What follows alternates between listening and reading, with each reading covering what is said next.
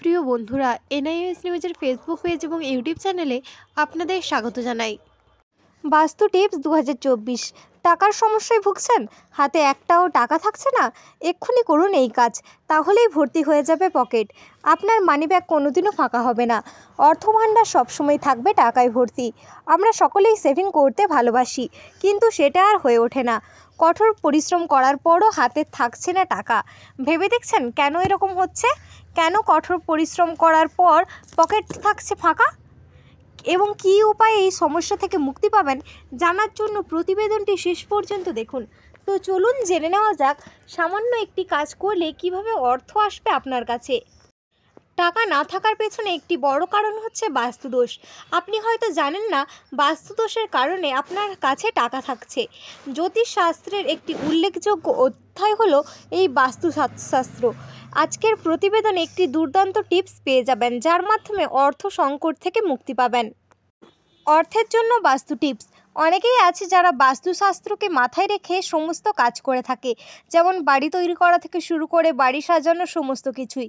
ইতিবাচক শক্তি বজায় রাখার জন্য বাস্তুশাস্ত্রের কয়েকটি নিয়ম মেনে চলতে হয়। এই শাস্ত্রে কয়েকটি কথা বলা হয়েছে, যেগুলি মেনে চললে সর্বদা অর্থভাণ্ডার ভরে থাকবে। বাস্তুশাস্ত্রে কয়েকটি গাছের কথা বলা হয়েছে, যেগুলি লাগানোর ইঙ্গিত দেওয়া হয়েছে। অনেকেই মনে করেন যে বাড়িতে যদি মানি প্ল্যান্ট গাছ লাগানো হয় তাহলে আর্থিক পরিস্থিতি ভালো থাকে, কিন্তু শুধুমাত্র মানি প্ল্যান্ট নয়, আরও অনেক গাছ আছে যেগুলি লাগালেও কুবেরের আশীর্বাদ পাওয়া যায়। মানি প্ল্যান্টের মতোই আরও একটি গাছ হচ্ছে ক্র্যাসুলা ওভাটা। এই গাছটিকে Z tree, friendship tree, lucky tree এবং মানিং ট্রি নামে পরিচিত। কুবেরকে সন্তুষ্ট করার জন্য বাড়িতে লাগান এই গাছ।